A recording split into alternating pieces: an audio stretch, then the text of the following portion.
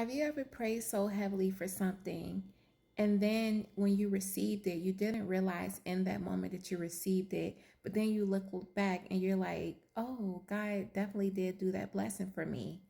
I like to call this the cake method, which means we will pray and pray and pray and ask God for a cake.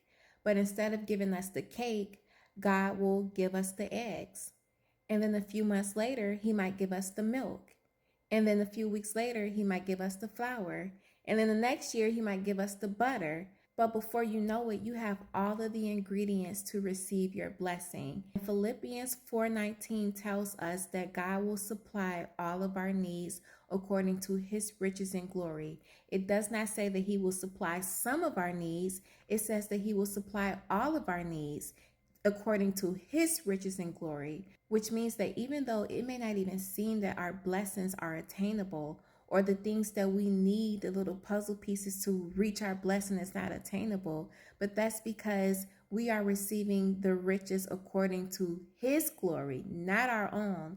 We are God's children, and He is always going to look out for us. So I like to sum this up as: be grateful for the small steps. Be grateful for the progression. Even though it seems like a little, it really is a lot.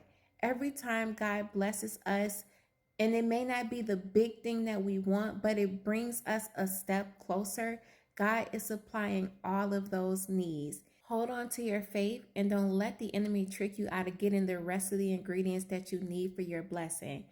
It's biblical, it's written. God will supply all of our needs. I also like to say, never limit God.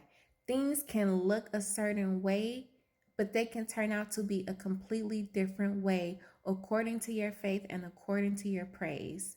Don't fumble the ingredients just because you don't have that cake. God is working and giving you all of your needs needed to bake that cake.